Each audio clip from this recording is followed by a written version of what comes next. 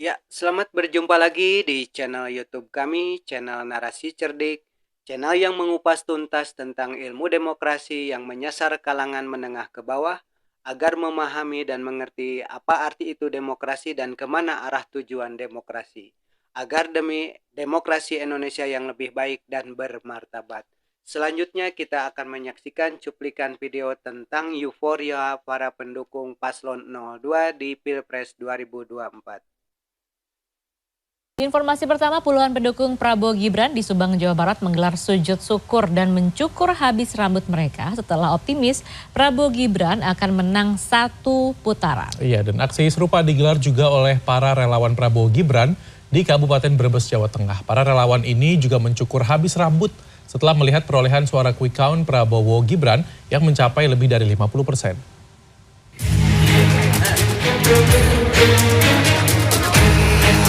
Lebih dari 30 pendukung Capres-Cawapres nomor urut 2 Prabowo Gibran menggunduli rambut mereka setelah yakin akan kemenangan satu putaran pada Pilpres 2024. Aksi cukur rambut digelar di Lembur Pakuan Subang, Jawa Barat pada Rabu. Aksi dilakukan pasca masa pendukung Prabowo Gibran melihat hasil quick count berbagai lembaga survei, Prabowo Gibran meraih lebih dari 50% suara.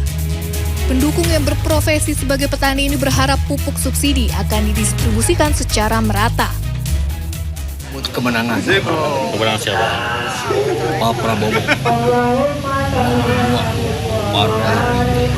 Untuk rasa syukur ya? Ya, sujud syukur. Berhasil. Aksi cukur rambut juga digelar para relawan Prabowo Gibran di Kabupaten Brebes, Jawa Tengah. Para relawan yang terdiri dari para petani dan pedagang bawang merayakan euforia kemenangan di gudang bawang merah di Kabupaten Brebes. Relawan pendukung Paslon 02 ini memang sengaja berkumpul untuk menyaksikan proses perhitungan suara Pilpres dari televisi. Tim Liputan CNN Indonesia. Ya, teman-teman, kita akan mencoba menganalisis tentang cuplikan video tadi di atas, yaitu tentang euforia para pendukung Paslon 02 di pemilu Pilpres tahun 2024. Pertama-tama kita memanjatkan puji serta syukur kehadirat Allah. Kenapa mesti kita mengapresiasi? Karena pemilu 2024 tanggal 14 Februari kemarin berjalan dengan lancar sesuai dengan skenario dari KPU, yang mana tingkat partisipasi atau animo masyarakat untuk melakukan pencoblosan begitu memikat, begitu bergelombang, dan begitu mengantri untuk ikut pencoblosan di tahun 2024 tersebut.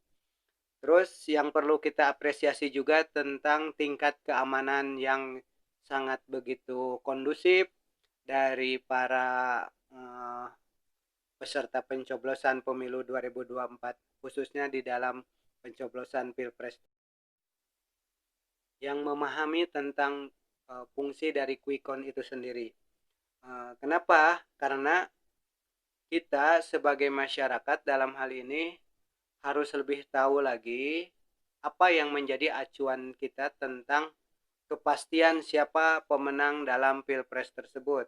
Yaitu kepastian yang jadi acuan kita adalah dari KPU. Dalam KPU ini yaitu ada real count. Jadi kita harus menunggu tentang apa yang dikeluarkan oleh real count itu sendiri, yang mana itu sudah memang menjadi rujukan dari KPU agar kita mengetahui siapa pemenang dari Pilpres tersebut. Sebaliknya untuk para pendukung 01 dan 03, kita menyarankan tingkatkan militansinya dengan meningkatkan militansi. Jadi pasangan 01 dan 03 dalam hal ini militansi yang positif.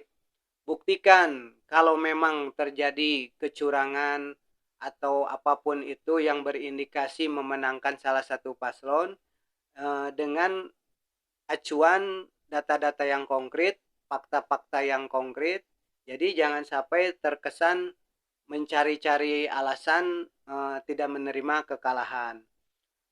Mungkin itu yang bisa kami sampaikan. Kenapa 01 dan 03 itu harus meningkatkan militansi? Karena semuanya demi kebaikan kita dalam berdemokrasi ke depannya. Karena indikasi kecurangan itu memang harus dibuktikan secara data dan fakta, jangan sampai terkesan untuk paslon 01 dan 03 menjadikan hoak bagi masyarakat agar masyarakat bisa tercerdaskan dalam pemilu 2024 kali ini. Dan yang kita ketahui, kewenangan yang bisa menentukan kemenangan di dalam Pilpres 2024 itu yaitu sepenuhnya ada di KPU. Kenapa? Karena KPU mempunyai realcon dan realcon itu bisa memutuskan salah satu paslon capres itu menang atau kalahnya yaitu nanti di tanggal 20 Maret 2024 dengan tabulasi akhir. Jadi alangkah tidak eloknya kalau para pendukung 02 untuk saat ini kalau tidak bisa menahan diri dengan macam-macam euforia yang dilakukan. Nanti akan terkesan menjadi provokasi terhadap para pendukung 01 dan 03 yang mana dalam hal ini sangat bagus untuk kondusivitasnya dalam hal ini yaitu tingkat keamanan di daerah-daerah atau di Jakarta Pusat pun kita alhamdulillah masih terkontrol dan terjaga oleh pihak keamanan dalam hal ini TNI dan Polri. Jadi apa yang menjadi keberatan kita untuk paslon 02 supaya menjadi pendukung khususnya pendukung paslon 02 jadikanlah rujukan apa yang menjadi jejak digital Pak Prabowo pada tahun 2000 pemilu 2014 dan 2019 bahwa quick-count itu jangan menjadi acuan karena realcon lah yang menjadi acuan. Maka dengan demikian mohon untuk para pendukung 02 jadikan quick-count itu sebagai penyemangat, sebagai motivasi, penyemangat. Jadi jangan sampai terkesan menjadi acuan penentu kemenangan. Sekali lagi kembalikanlah penentu kemenangan itu ada kewenangannya di KPU melalui realcon yang nanti akan dikeluarkan per 20 Maret 2024.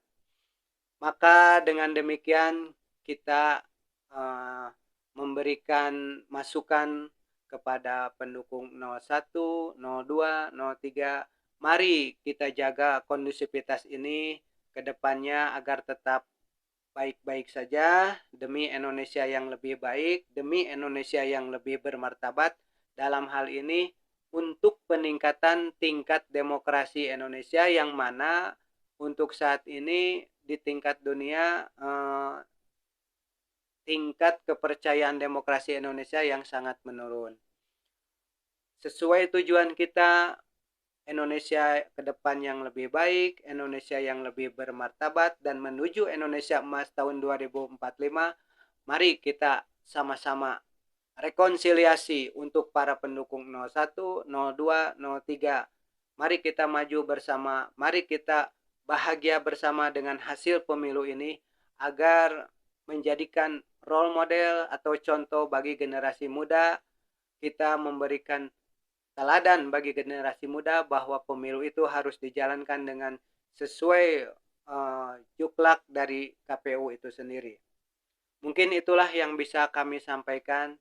Selebihnya teman-teman sekalian bisa menyimak apakah ini yang disampaikan benar atau salahnya. Kebenaran itu adalah milik ketentuan hukum yang ditentukan oleh KPU dan undang-undang. Kesalahan itu adalah kesalahan dari pribadi kami di sini. Kami tunggu koreksinya demi kemajuan channel kami, juga demi kemajuan demokrasi Indonesia ke depannya. Selamat berjuang, selamat beristirahat. Semoga Indonesia maju ke depan demi tujuan kita menjadikan Indonesia emas 2045 bisa bersaing dengan negara-negara kuat. Demikianlah dalam kesempatan ini penyampaian narasi kami. Billahi taufik wa hidayah. Wassalamualaikum warahmatullahi taala wabarakatuh.